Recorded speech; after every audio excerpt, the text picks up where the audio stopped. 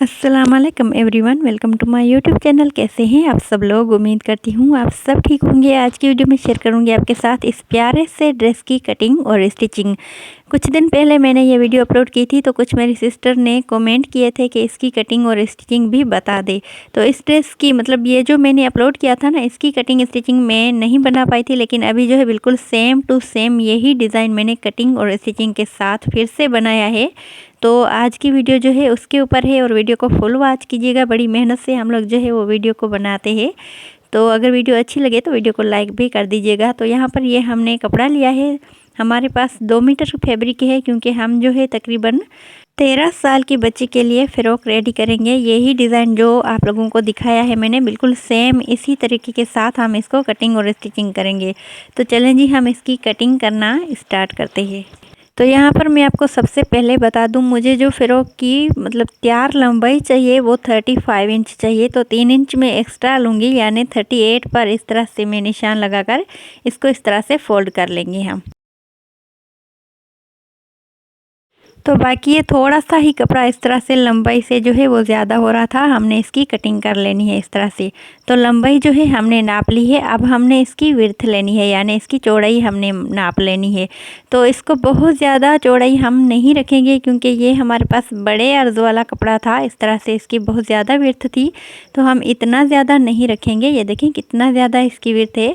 हम इसकी width 33 inch तैयार लेंगे, तो 2 इंच हम एक्स्ट्रा लेंगे, यानी 35 इंच इसकी विड्थ टोटल रखेंगे सिलाई मार्जिन के साथ।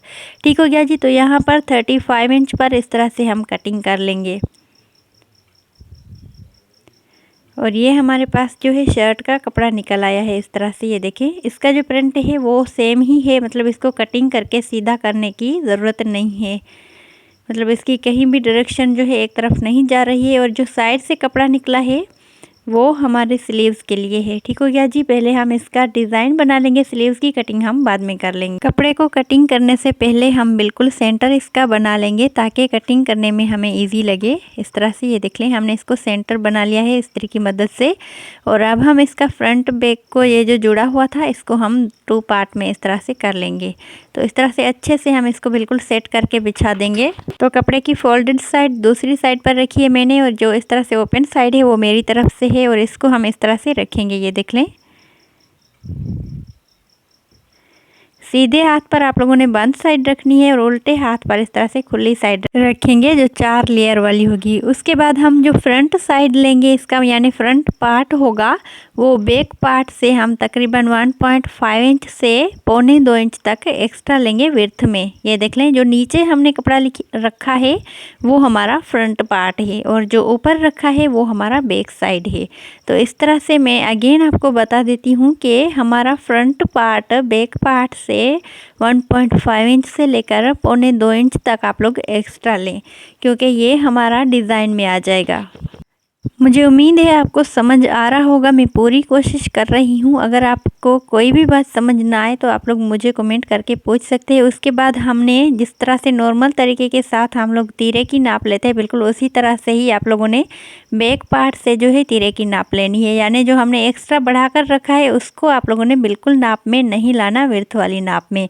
तो यहाँ पर ये देख लें, जिस तरह से मैं नाप कर रही हूँ ये हमारे कमर की नाप है, तो इसी तरह से ही हम लोगों ने नाप लेनी है।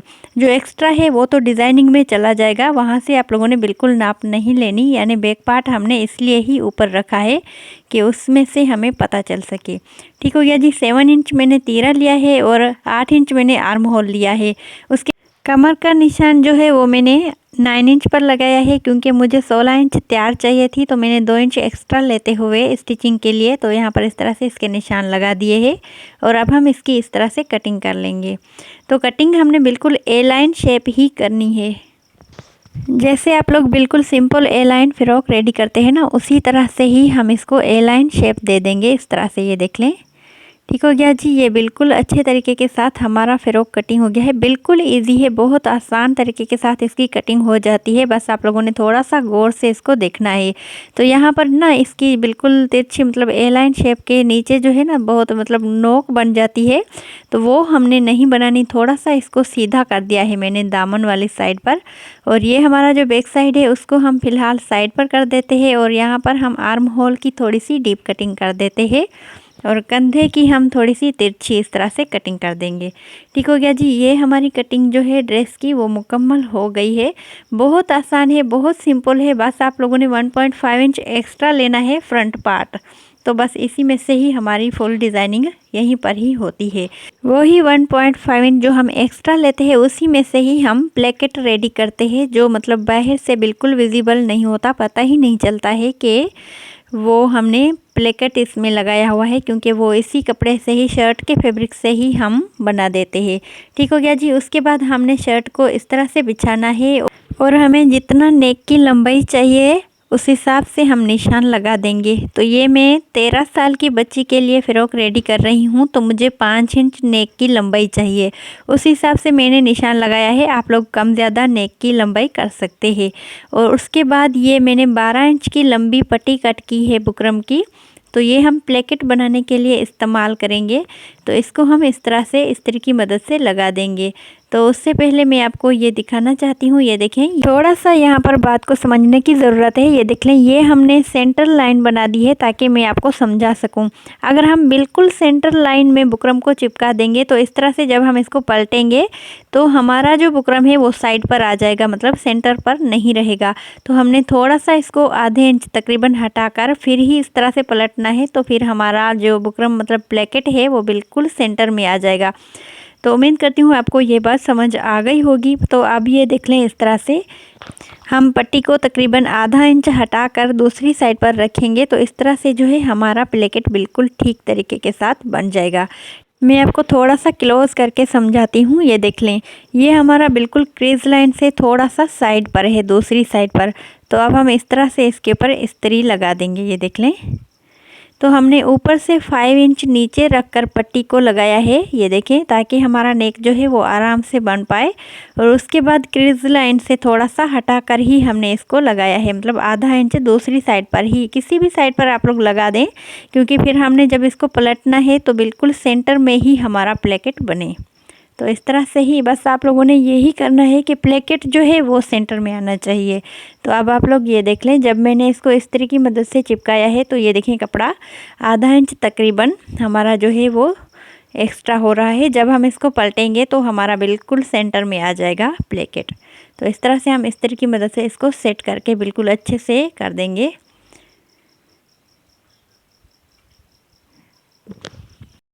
तो बुकरम को चिपकाने के बाद हमने इसको इस तरह से करना है। ये देख लें, इस तरह से आप लोगों ने पकड़ना है। ये हमारी पट्टी है बुकरम की जो लगी हुई है, आप लोगों को अच्छे से पता चलेगा जब आप लोग ये डिज़ाइन बनाएंगे इस तरह से। और इसको हमने ऐसे पलट दिया है, ये देखें।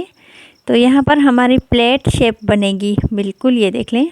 तो अब हम अगेन एक बार इसको इस तरह से बिल्कुल सेट करते हुए इस्त्री लगा देंगे, ताकि ये हमारी जो इस तरह से प्लेकेट है बिल्कुल बैठ जाए। बुकरम को अच्छे से सेट करने के बाद आप लोगों ने इस तरह से नाप ले लेनी है और देखना है कि ये जो हमारा प्लेकेट रेडी हुआ है ये बिल्कुल सेंटर में ही है ना। तो इस तरह से ये देख लें, हमारा अच्छे से ये तैयार हो गया है, बिल्कुल सेंटर में ही आ रहा है। और उसके बाद ये देखें कितना प्यारे तरीके के साथ इसकी ये प्लेट जो है वो रेडी हुई है। ऊपर से हम इसको प्लेकेट रेडी कर लेंगे, नीचे जो है एक प्लेट शेप डिज़ाइन बन जाएगा। तो ये देख लें, इस तरह से कितना ही प्यारा हमारा प्लेकेट बनकर रेडी हुआ है। तो अब हम इसकी बिल्कुल इस तरह से किनारे पर सिलाई लगा देंगे, बिल्कुल प्लेकेट जैसे हमारा बनता है ना, बिल्कुल उसी तरह से ही हम इसके ऊपर सिलाई लगा देंगे। यहाँ पर ये देख लें, आप लोगों को नज़र आ रहा होगा, मैंने क्लोज करके आपको दिखाया है। तो यहाँ पर जहाँ तक बुकरम आ रही है ना, बिल्कुल वहीं तक ही हम इसको सिलाई लगा देंगे। तो ऊपर से यहाँ पर मैंने इसके ऊपर सिलाई लगा दी थी। तो फिर नीचे जो है इसका जैसे कहते हैं टोका, जो दर्जी लोग हैं वो टोका बोलते हैं इसको, नीचे जो हम इस तरह से सिलाई को मोड़कर फिर जो नीचे एक बॉक्स शेप हम सिलाई से बनाते हैं प्लेकेट के नीचे, वो हम बनाएंगे यहाँ पर। तो मैंने कहा कुछ जो न्यू सीखने वाले हैं हमारे सिस्टर, उनको शायद समझ ना आए, तो मैं उनको इस तरह से करके दिखाती हूँ सामने ही उसके।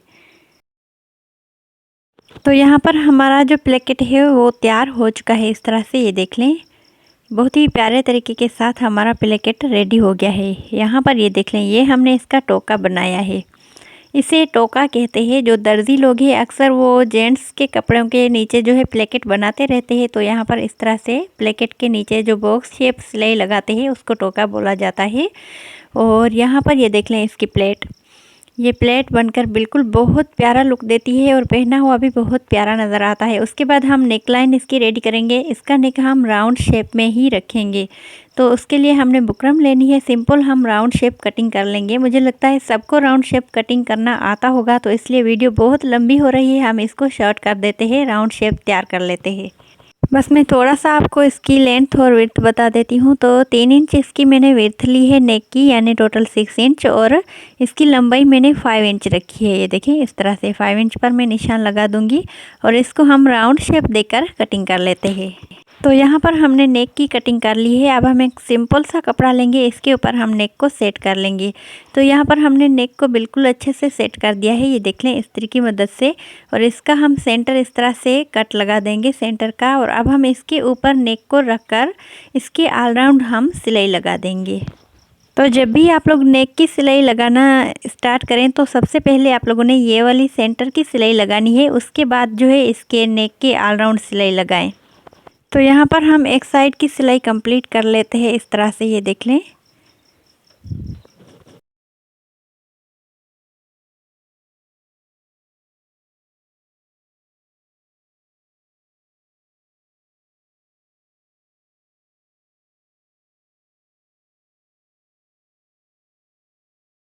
नेक के ऑल राउंड सिलाई लगाने के बाद हम ये सेंटर का फैब्रिक कटिंग कर लेंगे इस तरह से, ये देख लें। तो यहाँ पर हमने इसकी कटिंग कर ली है। अब यहाँ पर हम एक छोटे छोटे से सिलाई को बचाते हुए कट लगा देंगे, ताकि हम नेक को जब उल्टी साइड पर पलटें तो बिल्कुल आसानी के साथ ये हमारा फोल्ड हो सके। ठीक हो गया जी। अब हम इसके ऊपर तुरपाई कर देते हैं। तो यहाँ पर हमने इसकी बिल्कुल अच्छे तरीके के साथ तुरपाई कर ली है। ये देखें, वीडियो को थोड़ा सा मैंने फास्ट कर दिया है क्योंकि वीडियो बहुत लंबी हो जानी थी। तो यहाँ पर ये देख लें, इसकी प्लेट बहुत प्यारी तरीके के साथ निकल आई है। उसके बाद यहाँ पर हम इसके पैनल रेडी करेंगे। तो ये हमने लेस ली है, इसको हम बिल्कुल गुम करके लगाएंगे इस तरह से, थोड़ा सा राउंड शेप देते हुए। हम आर्म होल के बिल्कुल सेंटर से ही स्टार्ट करेंगे ये लेस लगाना, और इसका हल्का सा इस तरह से राउंड शेप देते हुए और फिर नीचे हम इसको बिल्कुल सीधा ही ले आएंगे। तो यहाँ पर हम मशीन के ऊपर आपके सामने ही इसको लगाकर आपको दिखाते हैं, ताकि आपको अच्छे से समझ जाए। तो लेस को हम इस तरह से रखकर नहीं सिलाई करेंगे, क्योंकि हमने इसको फिर पलटना है, क्योंकि हमने गुम सिलाई लगानी है लेस के ऊपर।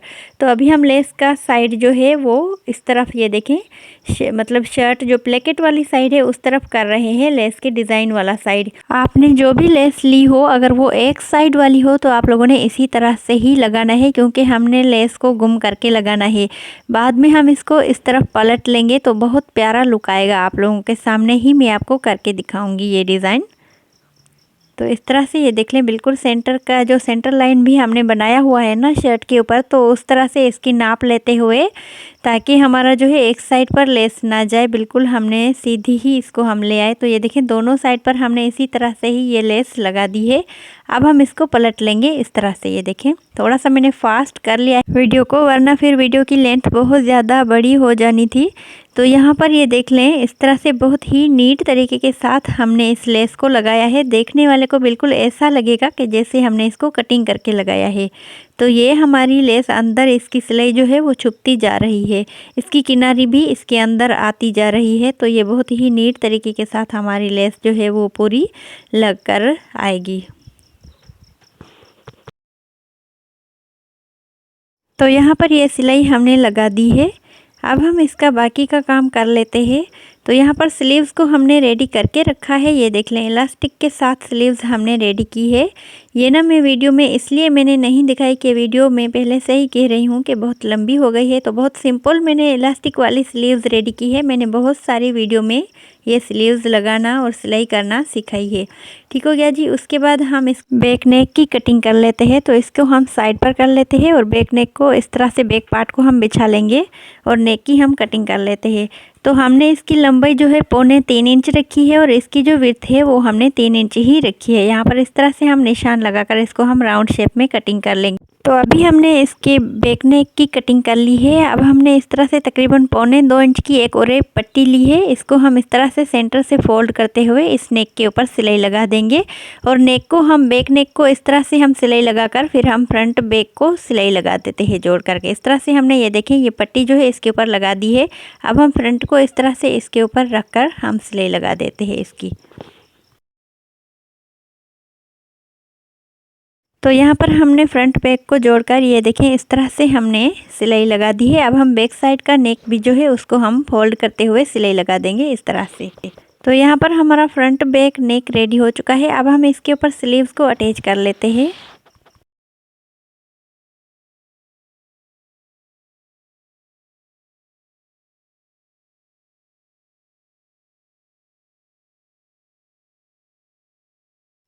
तो यहाँ पर हमने इसके ऊपर स्लीव्स अटैच कर दी है। अब हम इस फिटिंग की सिलाई लगा लेंगे साइड को और उसके बाद हम इसका दामन जो है वो बारीक सा फोल्ड करते हुए इसको हम तैयार कर लेंगे। तो हमारी शर्ट रेडी हो चुकी है और ये वाला जो सिलाई करने वाला धागा है इसी के साथ ही हम टसल्स बनाकर इसके ऊपर लगा देंगे। ये देखिए इस तरह से हमने धागे को इकट्ठे कर दिया है। तो अब हम इसके टसल्स बना देंगे और फिर हम वो शर्ट के ऊपर लगा देंगे। तो यहाँ पर हमारी शर्ट बहुत प्यारे तरीके के साथ रेडी हो चुकी है। ये देखें कितनी प्यारी ये प्लेट बनकर तैयार हुई है इसके फ्रंट साइड पर जो प्लेकेट के साथ हमने बनाई है। और इसका जो बैक साइड है वो बिल्कुल सिंपल है, ए लाइन शेप ही हमने रखना है। बैक साइड के ऊपर कोई प्लेट वगैरह या फिर इस तरह से कोई भी डिज़ाइनिंग हमने नहीं की है। जो भी हमने डिज़ाइनिंग की है वो फ्रंट साइड पर ही की है और बहुत प्यारा माशाल्लाह से इसका लुक हो गया है और बड़ी मेहनत से हमने रेडी किया है। तो वीडियो को लाइक कर दीजिएगा। अपनों का सबका ख्याल रखें। हमें दीजिए इजाज़त, मिलते हैं नेक्स्ट वीडियो में। तब तक के लिए खुदा हाफिज़।